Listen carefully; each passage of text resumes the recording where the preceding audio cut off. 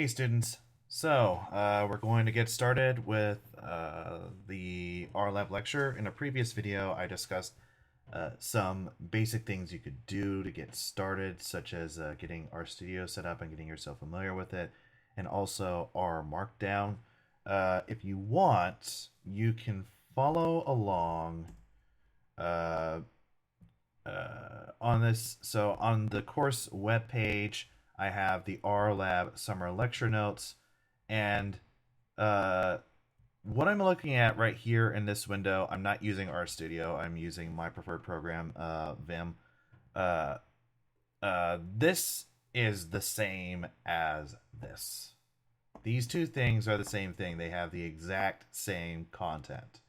The thing though is this contains the results, and I just want to work with this so that I want to work with the basic R Markdown document. This is in fact R Markdown. You may not recognize that symbol, but that's just because my text editor is turning the little hash sign into a section symbol, which that's actually really cool.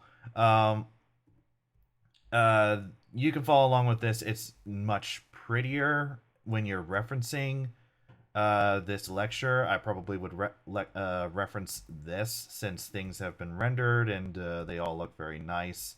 The reason why I'm working with this is because I actually want to work with R interactively. I have an R session working on this side.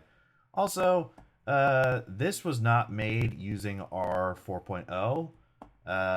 Which is the most recent version of R. So if I know that there are some things in my notes that are no longer true. So I would like to be able to catch when that's the case. So hold on a second. Yeah, we're recording from the right device. So I'm always a little gun shy when I start recording because I would hate to lose that recording because I chose the wrong device. All right, let's get started.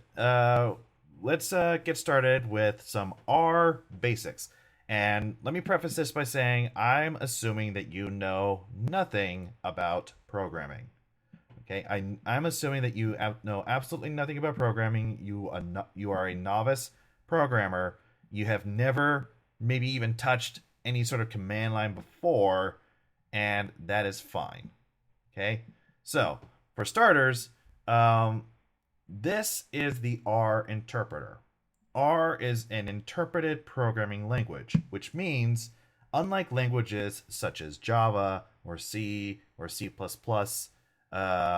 where what you have to do with those languages is you write down code in a file, and it's generally a plain text file. This is a plain text file. You write down your code in your file, and then you file up what's known as a compiler that converts code into machine code. And machine code is something that the machine can understand. Machines don't know what this means. The stuff that I'm highlighting right here, machines don't know what that is. So what has to happen for a computer to work is that it needs to be converted into machine code that your CPU can run. So a compiler would take code that you wrote in a C file. Maybe I could give you an example of what some C looks like to get a sense of what's in other programming languages. So let's see. So Vim DWM.C. All right, this is what different programming languages look like. This is the C programming language. Computers don't understand this, and you don't understand it either. I can pretty much promise. Now that said, so nobody understands this. So what's the point of it? Well, actually, programmers understand this, and a compiler for a computer understands this. So a compiler would take this code, convert it into machine code that a computer can understand, and then the computer would do something with it. And R has an interpreter. Unlike a compiler where you basically run it all in a giant batch, an R interpreter will, on the fly, take code that you give R, convert it into machine code, run the machine code, and then give you the result. This is known as just-in-time compilation. So we're going to feed it R code, and the computer will then respond to our R code, because it will then get converted into machine code that the computer can understand. So let's start out with something very simple. We are going to we're going to just start out with some basic arithmetic. If you want, you can use R as a calculator. So for instance, 2 plus 2. 2 plus 2 is something that R can understand. By the way, on this side is our R Markdown document, and on this side is a running R session. Okay, so this is actually where all the code is being run, and this is where R is taking our code, converting into machine code, and then giving us the result when our computer does something. So here I told R to give me the result of 2 plus 2, and it told me that the answer is 4. This little 1 at the beginning, that 1 is what I'll talk about that in a second, but basically for now we can just ignore it. Next thing we're going to do is say, all right, what's 1 minus 7? Well, 1 minus 7 is negative 6. 2 times 3 is 6. 1 plus 1 times 3. So R understands the order of operations. So when it sees 1 plus 1 in parentheses, it will do the 1 plus 1 first, and then multiply by 3. And that's not just for math, that's just about for anything. If you want R to do one operation before another, you could probably put that operation in parentheses. 2 to the power 3. So the operator for power is this little caret symbol, which on my American keyboard is Shift 6. You see the caret symbol there. So 2 to the power 3 is 8. 10 divided by 2 is 5. R does come with some basic mathematics functions. For example, we've got square root. So square root of 9 is 3, and e to the power 3. exp3 is e to the power 3. So exp3 is 20.80554. If you just want to do a sanity check, so e is about 2.718281828 489649. So e to the power 3, yeah, that's pretty close to what exp3 was. Okay. And it also comes in with some built-in constants. E is actually not one of them, but exp1, that can get you e. And then we've got pi. So you guys should know pi. All right. So be aware though that being a computer, numbers are not being thought of in the same way we as humans or we as mathematicians think about numbers. As humans, we know what the square root of 2 means. And we know that when you take the square root of 2 and then square it, you're going to get 2 back. Okay? So the thing is, though, a computer doesn't actually understand that. In fact, a computer doesn't think about about numbers at all how we do. For starters, we think about numbers in the decimal system, where we have digits 0, 1, 2, 3, 4, 5, 6, 7, 8, 9. Computers do not think about numbers that way. Computers instead think of numbers in terms of binary, which means that sometimes certain operations don't work out very well. Like, for example, a very famous one is 0.1. 0.1 seems pretty simple to us as humans, but to a computer, 0.1 is quite hard because while 0.1 looks fine in decimal, in binary, 0.1, it has a repeating decimal place. You know how you do 1 divided by 3, and you get 0.3333333 and so on, and that goes on forever? Turns out 0.1 has that same characteristic in binary. So 0.5 is fine in binary. 0.25 is fine in binary because binary is based on powers of 2. But 0.1 is not fine in binary. So for that, and so that's one wrinkle. Computers are thinking in binary, whereas we as humans are thinking in decimal systems, right? Which means, and this is the reason why, if you ever wonder why you see maybe your computer seems to have interest in 2 or 4 or 6 or no, not 6. 2, 4, 8, 16, 32, 64, 1028.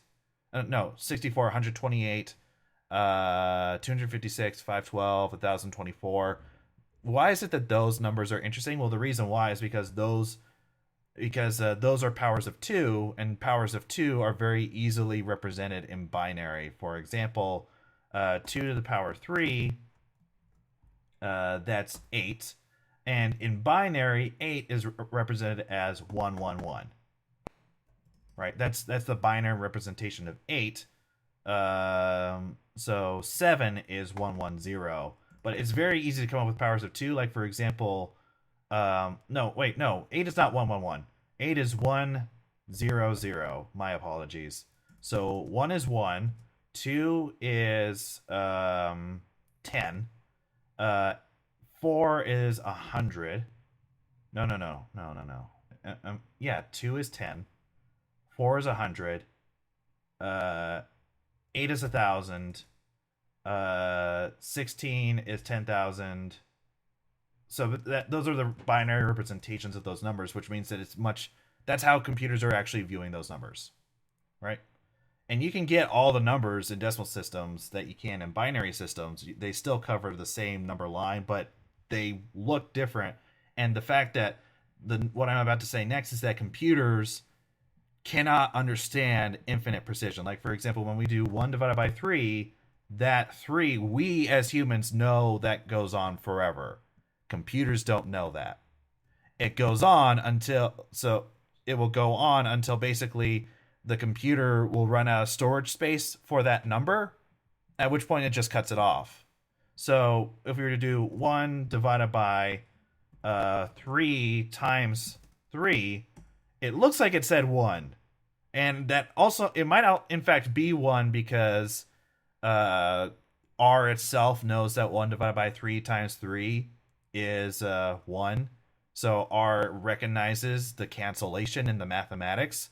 But if you were to use how a computer actually thinks about numbers, it would think, instead of it being 1, that it's 0.99999999999, but it doesn't go on forever. It goes on to like 16 decimal places, right? Because like that would be almost the maximum number of decimal places a computer can understand. In fact, there is a smallest non-zero number that a computer can understand. We can even see what that is. So machine dollar double EPS. So right here is the smallest non-zero number that this computer can comprehend. Any number smaller than this to the computer is 0. Like identical to 0. It doesn't know the difference between that number and 0. So this is the smallest number the computer can understand. The E right here, this is basically scientific notation. Okay, so this means that move this decimal place 16 places to the left. Okay, so there is in fact a smallest number, and as a consequence of how computers think about numbers, let's take the square root of 2, and we know that the square root of 2 raised to the power 2 should be 2, and it looks like this computer thinks that square root of 2 to the power of 2 is 2, because that's what it printed, but we can actually discover what it really thinks. Now, this might be different from what I think is about to happen because of R 4.0. Oh, yes, that is exactly what I thought would happen. You don't get 0. This is not 0. It's very close to 0, but it's not 0 because the square root of 2 to the power 2, when R computes that, like this is some rounding, but R is not actually thinking square root of 2 to the power 2 in that way. It actually thinks of it as in some computer decimal representation of it, and it turns out that when you subtract 2 from it, it's not quite right. There's a little inaccuracy. And there is a whole field of mathematics devoted to understanding the implications of errors such as this. This is known as numerical analysis, and it's devoted completely to how do computers think about numbers and what are the implications of how computers think about numbers, because this, like what we're seeing right here is an error, and how do those errors propagate through calculations. That is the subject of numerical analysis, which we will certainly not be talking about here. But okay, so just imagine, like, when thinking about how computers are thinking about numbers, just imagine that you had so many blocks, or like you're writing down numbers on a piece of paper, but you can only write down up to 4 decimal places. Anything beyond 4 decimal places you don't know about. So if you were to do 1 divided by 3, you would put, let's say that your little sheet, you have you're allowed 4 decimal places. So you do 1 divided by 3 and you write down 0.3333, and then you multiply that by 3, and you're going to multiply each space by 3, and you'll get 0.9999, which is not quite 1. And that's the reason why you end up with errors like this. So just remember, computers don't think about numbers the same way we do, with the exception of there are certain languages that allow for actually thinking about numbers the same way we as humans think about numbers. There are programming languages such as, I think Mathematica is one, and Maple, I'm pretty sure, is one too, where they are called so they're thinking about numbers symbolically rather than numerically. So what is the term? Oh yeah, they're called computer algebra systems. So computer algebra systems like those think about numbers in the same way we as humans think about numbers. But R does not, and in general, a computer does not. And it's, yeah, so computers generally do not think about numbers the way we do. Okay, so that's it about numbers. So the next thing I want to talk about are variables. So variables are very important ideas to programming languages. There are mathematical variables, which you think of as a number that you don't know. But another way you can think about variables in mathematics is a number that you're allowed to change. And like, for example, functions in mathematics, you can have the function 2x plus 3, f of x equals 2x plus 3, and the x is basically a stand-in, and you are allowed to substitute in a number for that x. So you could say f of 3 is 2 times 3 plus 3, and the computer notion of, or the computer programming notion of variables is pretty similar to that latter notion, a little bit different, but pretty similar. You can think of variables in computers as a storage space for values. I even like, so for the little cartoon that I drew for this video, so let's do xiv icon. Oh, oops, I'm not in the right directory. So I need to go here. Okay, I drew this little icon for this little cartoon for this video, but I'm actually going to use it in the lecture. So you can think of a variable in a programming language as a box for a storage of values. So for instance, we can do 1 plus 1. Right? Well, here's the thing. Wouldn't it be nice if we could do something like x plus 1? Now that's going to give us an error because x is not a thing yet, but wouldn't it be nice if we could do something like that, where we could have a stand-in for a value? You can think of variables in computer programming as a storage space for a value, and that seems appropriate for R too. So you can think of a variable as a box, and there may be something in that box. Like, for example, we could have a box called x, and this will be a variable, and so x is a variable, and that variable contains the number 1. And we have another variable called var, and that variable contains the string I, or the character I. So whenever we use x in our program, the program is going to reference whatever is presently in that box. So what we're going to do is create a variable, such as x. So x will be assigned the value 1.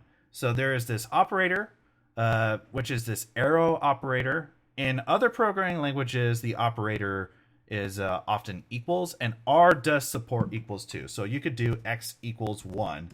That is allowed. But our programmers like to think they're special, so they like the arrow notation, and I personally recommend using the arrow notation because I think that by using the arrow notation, the result is easier to understand code. Okay, it's so I actually support using the arrow notation for variable assignment. But what I just did right now was I created a variable x, and I stored in that variable the number 1. So if I go back, and I'm pressing the up and down keys, by the way, to go back to previous commands that I issued to R, if I now go back to this operation x plus 1, I get 2, because R is going to look to the variable 2, to the variable x, and ask what is stored in x. I can even ask R, what is in x? And it will tell me x has 1. So it will look to x, and it'll see, it will ask what is currently in x. It'll say, okay, what's currently in x is 1. So I'm going to use 1 in this calculation, and I'm going to have instead 1 plus 1, and I get 2. Okay? And you can, so that was for a number, but you can also have just about anything in variables. For example, here is a variable that contains a character string.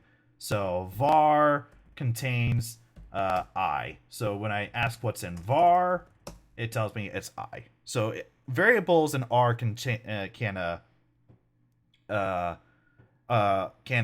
storages of values, and there's actually a lot of things that you can store this way.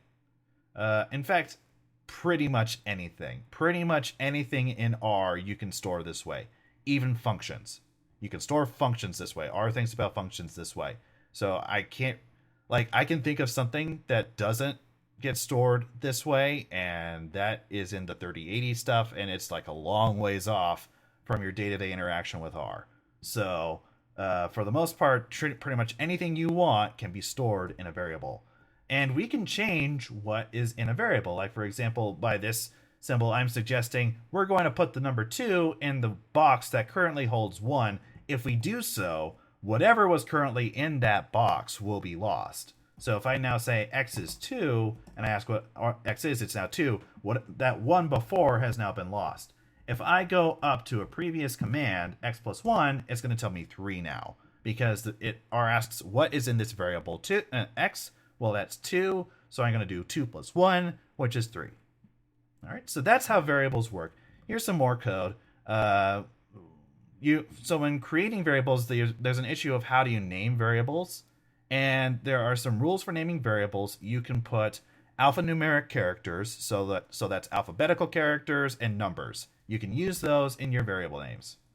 And you are allowed to use the equal sign.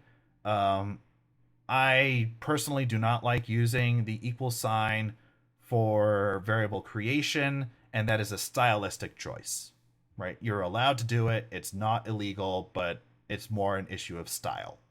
So var2 is 2. You can another thing that's nice about the arrow is that there's actually an arrow that points in the opposite direction. So you can assign 3 to the variable var3, where 3 is on the left-hand side, which is kind of a funny thing. A lot of programming languages don't allow that. A lot of programming languages don't like that, but R permits it if you're using the arrow pointing in the right direction. And there are times where I'm like, well, for example, so var2 equals 2, so I might do like, okay, x plus 1 in my interactive work, then x plus 1 times var2, and it gives me something else. And I discovered I actually want to store that in a variable. So I'll press the up arrow, and then I'll type an arrow pointing to the right hand side and make a variable, because and interactive work, it's actually quite handy to have that. But if you're writing R scripts, I would probably not. If you're writing stuff that's going to be run later, I would probably not recommend using the right pointing arrow. It's more of an interactive tool than something you should, in a sense, publish. All right. And we can use these variables in calculations. So, like, for example, var1 plus var2. var1 currently has the number 1. var2 currently has the number 2. So var1 plus var2 is equal to 3, which is what we see over here. And var2 times var3 Did I not make for 3? Oh, I don't think I ran this line. Okay, so now I run that line, and I get 6. Okay. Um, there are some more rules regarding names. You are allowed to use underscores in names. So var1 is 10, that's fine.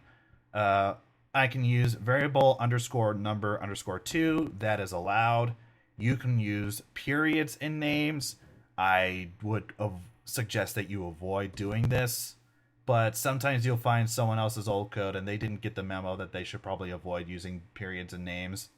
The reason why, and so you'll just run their code. Like when I was first using R in my own like non-class work, but for like my own research projects, like all my gender gap stuff, I was putting periods in names, and that's code that I would rather forget exists. I wish I could do those analyses again, but I do not want to look at that code again. That initial code that I wrote many years ago in 2014, that's probably hideous. The reason why I recommend against using periods and names is because there are times where the periods actually have this very strong effect on how R is going to run. R does support object-oriented programming, and periods have a special meaning in object-oriented programming contexts. So, long story short, unless you're object-oriented programming, don't use periods in your names. You are allowed to use capital letters, and regarding capital letters, R believes basically R says that these are 3 completely different variables. So R cares about case. In other words, R is case sensitive. So since R is case sensitive, that means that these three lines produce different numbers, because all caps var1 is different from no caps var1, which is different from capitalized V var1. These are all 3 of these are different variables. So R is case sensitive. Not all programming languages are like this. For example, SQL is not actually a programming language, but it's a language. It is a language of some sort, and SQL is case insensitive. So just be aware that R does care about case. Now maybe you've been noticing so far that I type in a command and I press enter, and the command runs and R thinks it's over.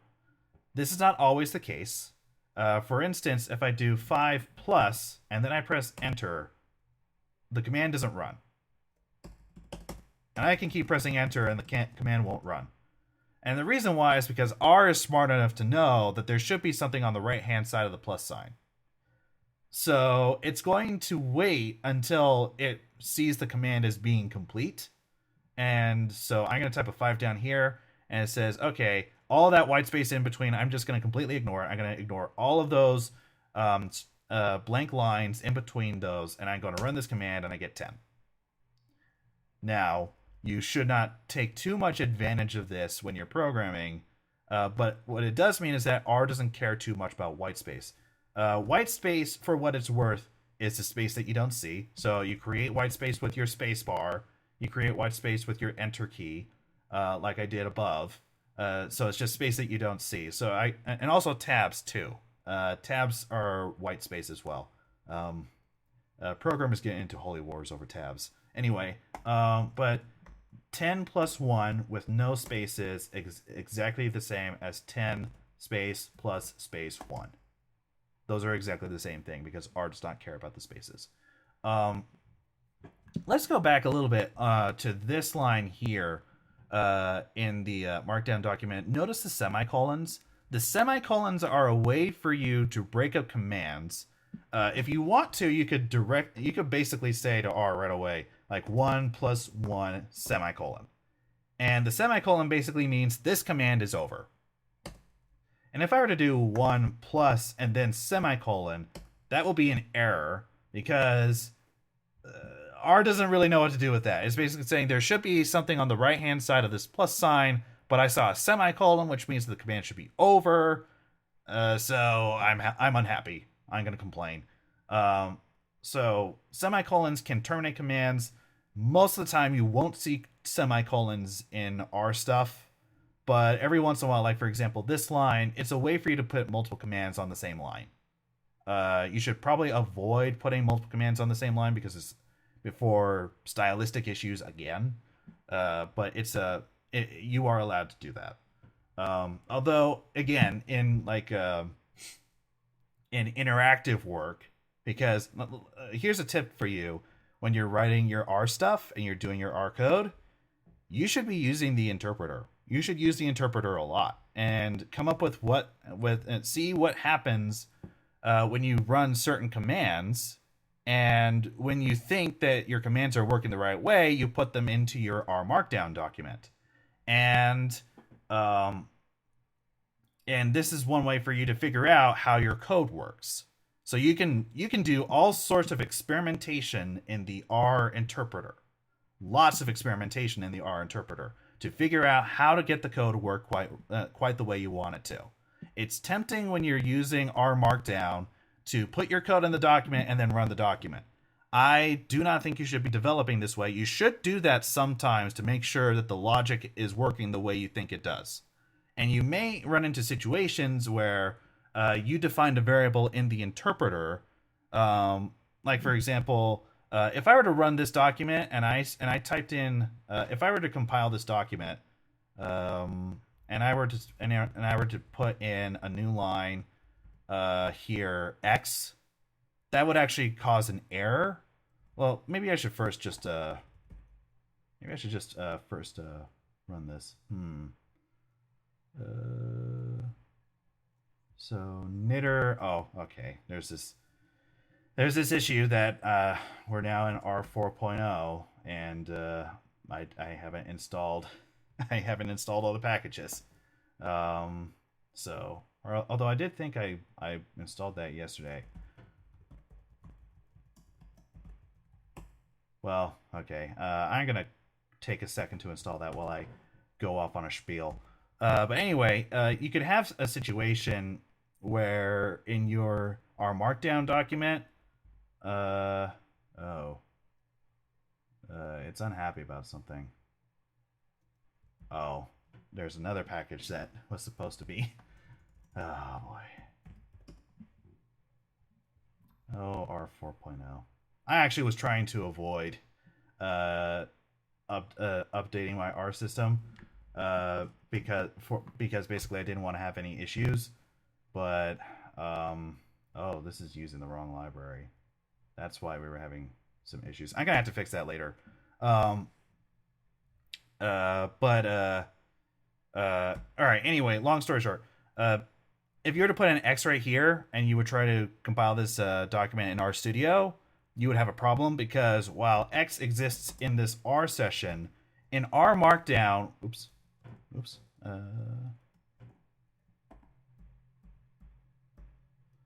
in R Markdown, what will happen is this is a code block, and this code block will be run first.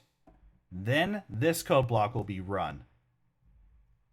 And then the next one. So when you create your document, all of the code blocks will be run in sequence, and R will remember what was done in previous code blocks. So it remembers any variables that you declared in previous code blocks, and it remembers any packages that you loaded in previous code blocks. So what about the case X? If I put X here, if I were to run this code block in R, R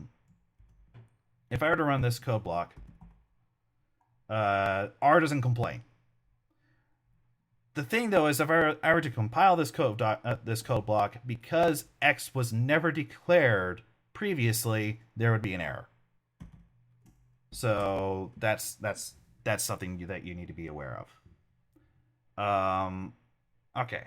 So where was I? But yeah, you should probably be making extensive use of the R interpreter when completing assignments or doing any sort of development, because that is a great, I don't use a debugger. Debuggers are things that programmers like to use to find bugs in their code. And if you're not familiar with the term bug, a bug is either the program doesn't work and like an error is thrown or something, and like it just won't run, it won't compile, it won't do anything, or it might be just unintended behavior where you thought you were going to get behavior X, but instead you got behavior Y, and you don't like Y.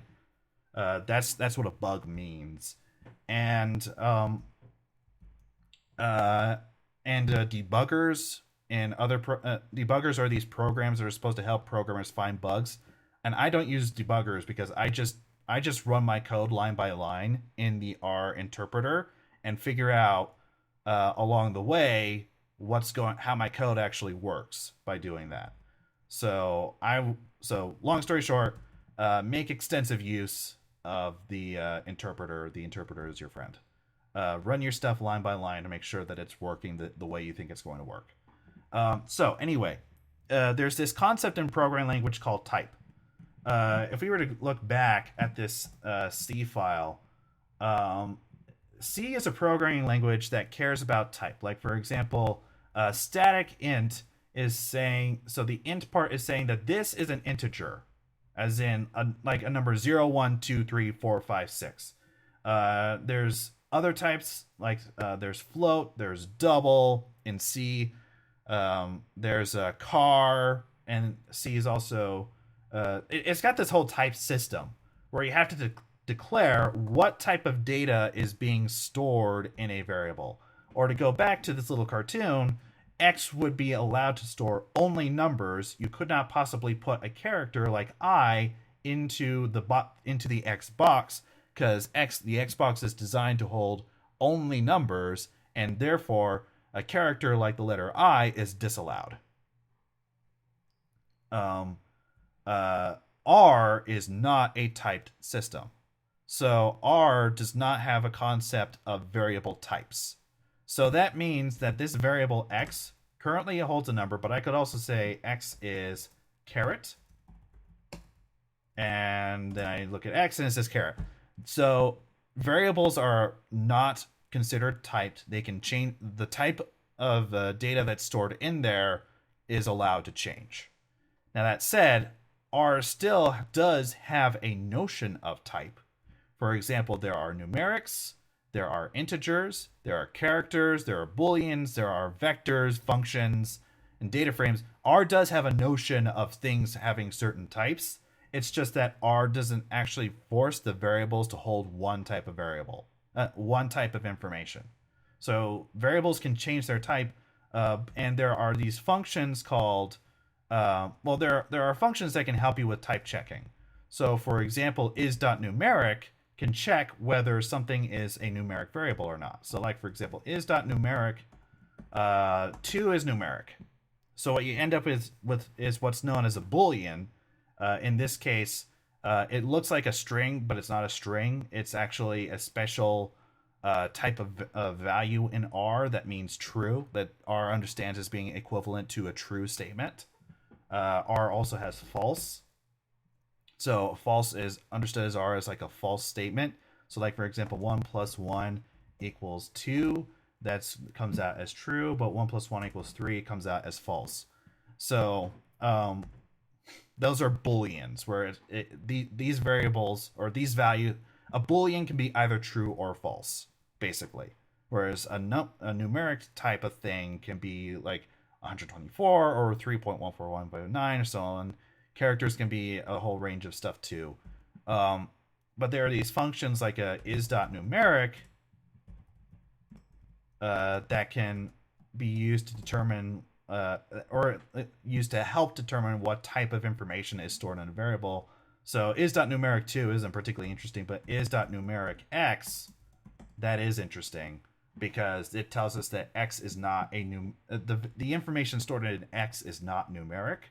But if we were to say x is 2, and then ask is numeric x, now it says it is numeric.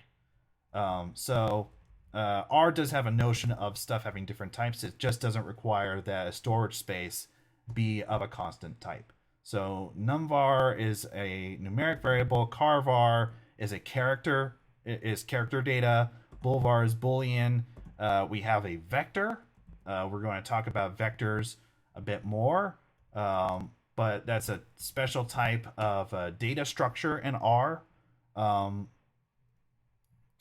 We have data vector. We have another vector, but that vector contains character data. Here, I have not a number, and I wrapped it in quotes. Whenever you wrap stuff in quotes, that means a character string. Okay, so it can be like, for example, x is quotes 1. Right, that is going to be understood as a character string. So when I ask is.numeric x, it comes out as false because that's actually a string with a letter 1 with a character 1. You are also allowed, for what it's worth, to have single quotes. That's also permitted. That's equivalent to double quotes. So not a number is, oh, I didn't actually make it. So not a number is not numeric. Is dot character, so it is a character thing though. Is a number is, we can actually use a function called as.numeric to convert this. So not a number was a character string, but we can actually convert it to a number using as.numeric. And now we actually get a number out of it. And when I ask R, is this thing a number? It says yes. So for what it's worth, 1 plus character string 1, R doesn't know what to do with that because it doesn't know how to add a number to a character string. But if you were to say as.numeric, and then that character string 1, what ends up happening is that character string gets converted into a number. So R reads the character string and says, oh, that's how you convert that to a number. And it says, okay, this will be 2. Okay. All right. So that's some basics in R. Also, for what it's worth, as.numeric, that is a function. Oh, there's also another function called type. So we could say type x. No. Oh, I guess type is not a thing. What was I thinking of? Oh, class. Class. All right. Yeah, sorry, I know a number of programming languages, and so in R it's class, and it will actually tell you class. It's a little bit different, but it can give you a hint as to what type of data is stored in a variable. Like, for example, class. So it says that x is a character string, but if I were to change x to 1 and ask for the class of x, now it says it's numeric.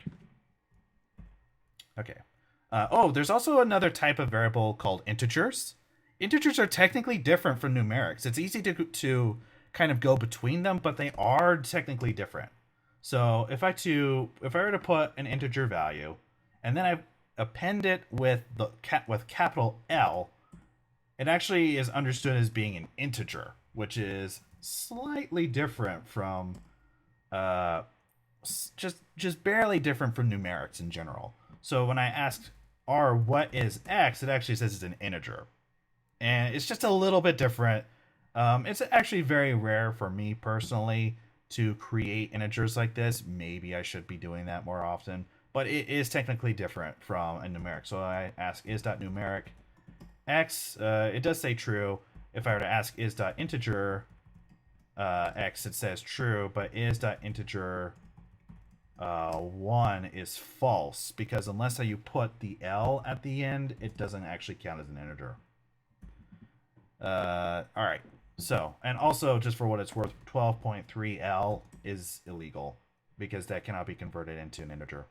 Well, okay, I guess it's not illegal, but R will complain, and it just don't make it complain. Be nice.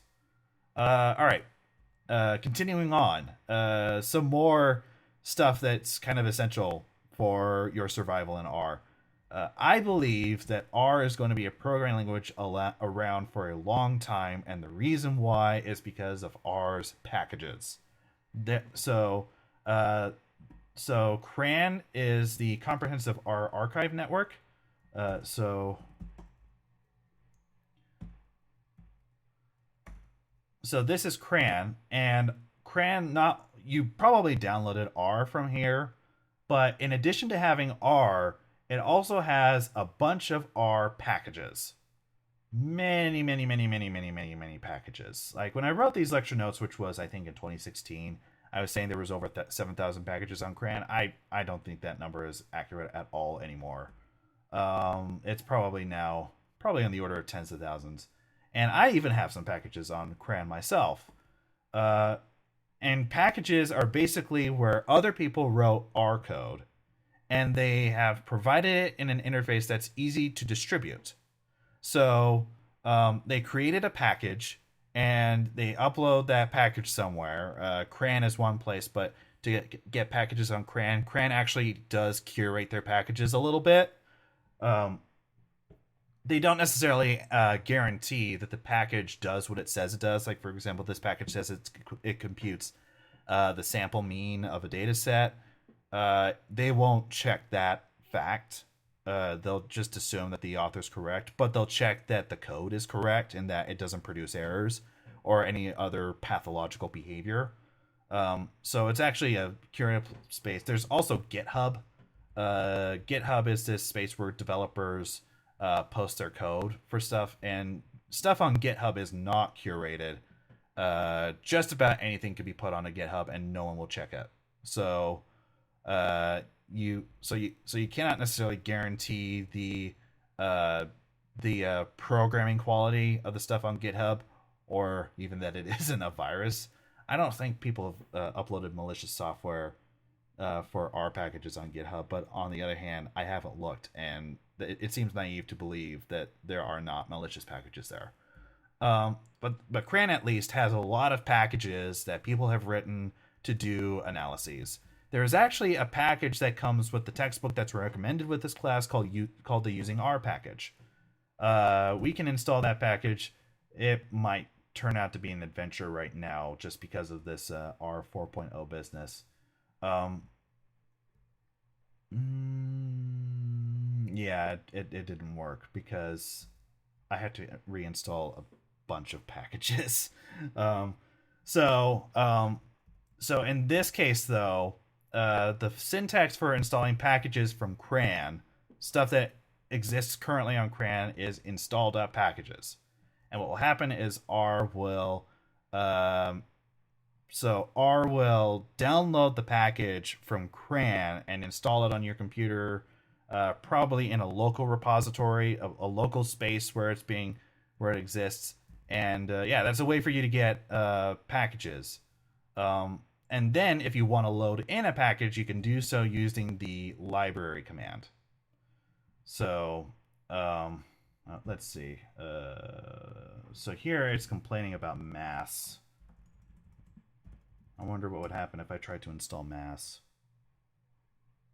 So it's downloading it, it's compiling it, doing its thing.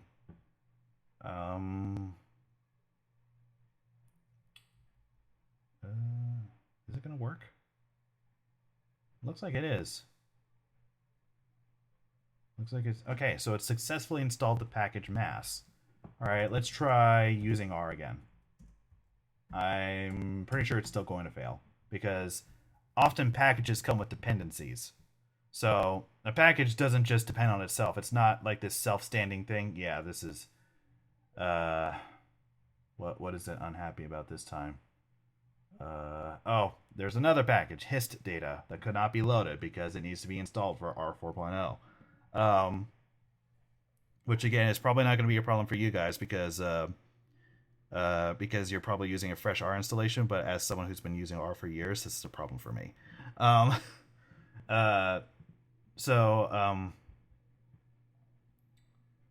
Anyway, packages often are coming with dependencies, so when you install a package, R will actually check for the dependencies. So packages depend on other packages, basically. So when you tell R to install a package, it probably will not just install that particular package, but also all the other packages that it depends on. In this case, I'm having some dependency issues because I need to update all my packages. I'll probably do that after I end this video.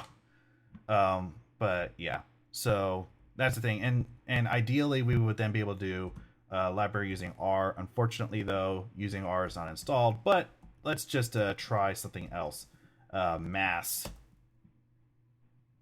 Yeah, it loaded in the mass package. That's what should happen. All right, so That's long and short of libraries. Be sure that you can install libraries and install packages. Datasets. R will often come with datasets. So there is a dataset called Iris.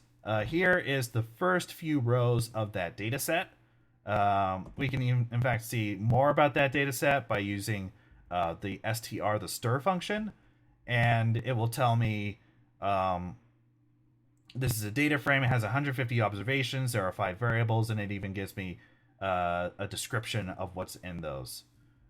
So we can do, and we can even access some variables in this data set, like for example, the sepal length of these iris flowers, and so on. And that's all I'm going to say about that for now, but we will talk more about working with multivariate data sets in data frames later.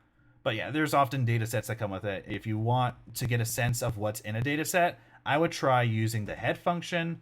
Like for example, here's another data set, the tooth growth data set. If I want to get a sense of what's in that data set, I would type in head tooth growth, and it gives me the first few rows of the tooth growth data set. I could also try str tooth growth. And that also works. Oops. Hold on.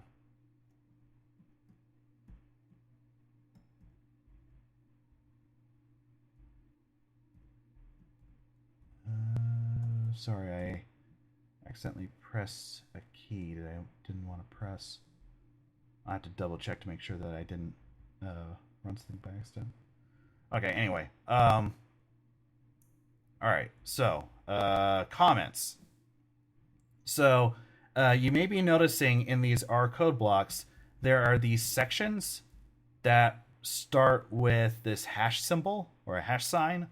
Those are R comments. A comment is something for people.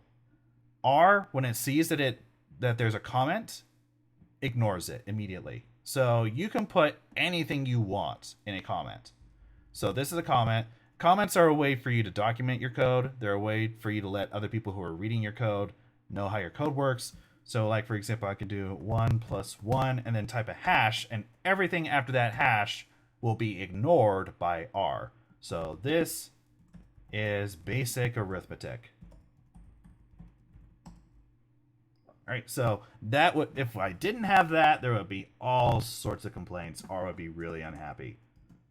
Yeah, it's not happy with that. So it's just a way for you to say this is not code, and it's a way. And comments often appear in code to let people know what is in the code.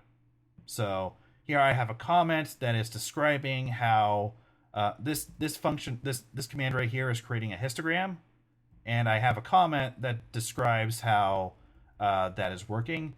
In assignments for the class, I'm expecting you to comment your code so that you can, and I'm just expecting you to describe what your code is doing. There will come a time where you will think about whether you should comment something or not, because I used to think that people should comment just about everything, and I no longer believe that now, because I mean, for reasons. For one thing, it's hard enough to code. It's also hard to write comments for your code. So try to minimize your work. And another thing is that comments comments are there to help people, but an unhelpful comment is worse than no comment at all. So a comment that's out of date and inaccurate is worse than having no comment at all. And code has a tendency to change. So if you're changing your code, but you're not changing the comments around it, then you could be producing something horrible. So here's kind of a rule of thumb for commenting. If it's unclear to you, if it's not exactly clear, if someone can't look at a line of R code and know what it's doing immediately, then you should probably comment it. Now that would get you through this class, thinking that way. If you're thinking that you need to comment excessively, I am okay with that for now. There would come a day where, like, for example, realistically, in real code, I would not comment this section like this, because I actually can understand what this says, and I have an idea, like, even not knowing these parameters, I have some idea of what they're doing. And I could also just look up their documentation, so it's not like this is a really verbose section. And if you are writing verbose sections in your code, it's probably just better to clean them up and make them easier to understand rather than having them be complicated. So if you needed a comment to explain a section, that might be an indication that your section is too complicated. But for now, I mean, programmers fight holy wars over comments. A lot of this stuff is stylistic and has nothing to do with the literal programming itself. But for now, in assignments, I would encourage you to almost excessively comment, because you at least don't know what your code does because you're still learning it. So, one final thing. R has a help system, and it is super easy to get the documentation for, say, the mean function. One way to get that documentation is with help, and then pass it a string for the help page you want. In this case, I want the page for the mean function, and R will in fact pull up the documentation for that function. And in this system, it's pulling it up in this little command window. But in RStudio, I'll go ahead and boot up RStudio for you guys, just so you can see what RStudio would do when I asked it for help. If I were to type in help mean, it would pull up the documentation in this window on the right hand side, or what should be on the right hand side, and it even renders it for you. It makes it look very nice, so you can read through it. And I strongly recommend making excessive use, especially when you're learning. Here's another way to get help. You can type in question mark. It's a little hard to see here, but you can see it on this side, question mark, and then like the name of a function that you want to know, that you want to help page for. And here's something else that I didn't even write in the notes before. There's also this function called example.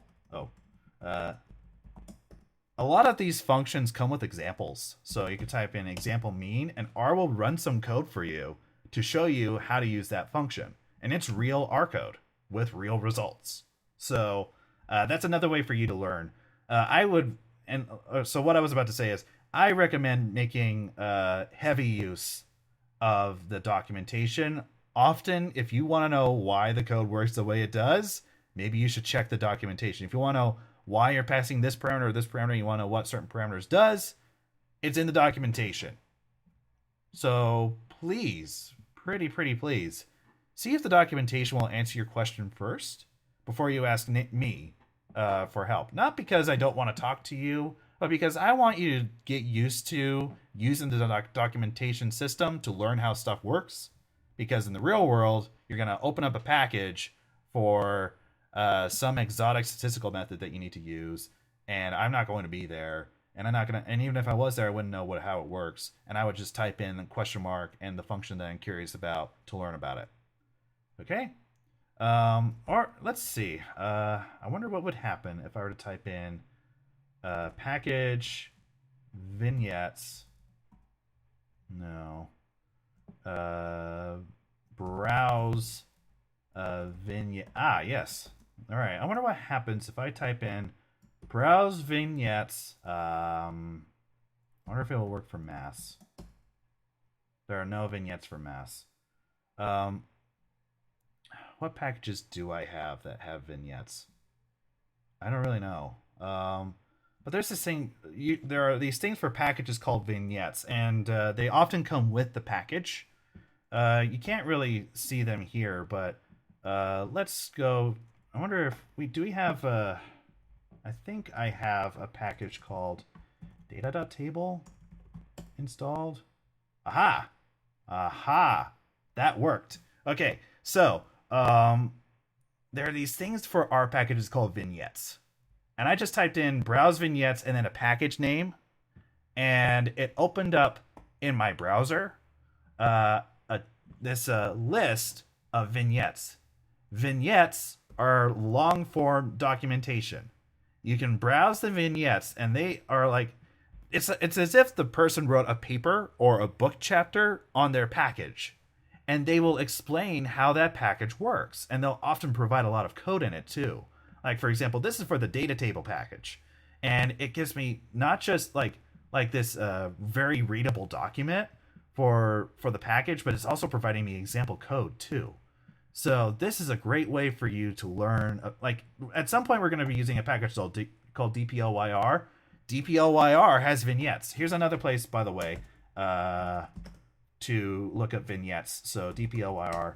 So CRAN has pages for the packages that it hosts. Well, there goes that can. And you can look at the vignettes on their website to learn about how, like, for example, we're going to be using Dippler in this. Or wait, no, actually we won't. I don't teach in the summer semester. But Dippler is a package that I'm often using. If you want to know how Dippler works, go look through the vignettes. You can learn a lot from the vignettes. There's also a reference manual. The reference manual that's hosted on the website. It just has all of these pages are pages that you could pull up using that question mark notation or using the help function. It's nice to. I'm often finding myself when I'm trying to learn about a package, opening up this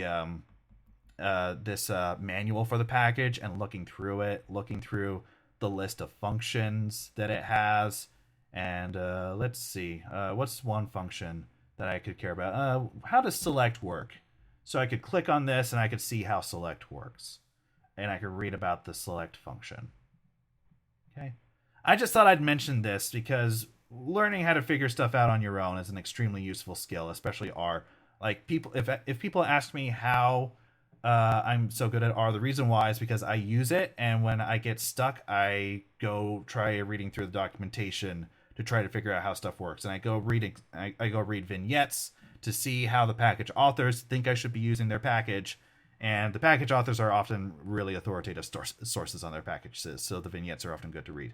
All right, so that's it for this part of the lecture, and I'll see you in the next part where we actually start doing some more statistics, where you start doing some univariate data analysis.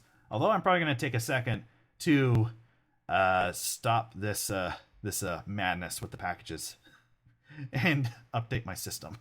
So, all right, that's it for now. See you later.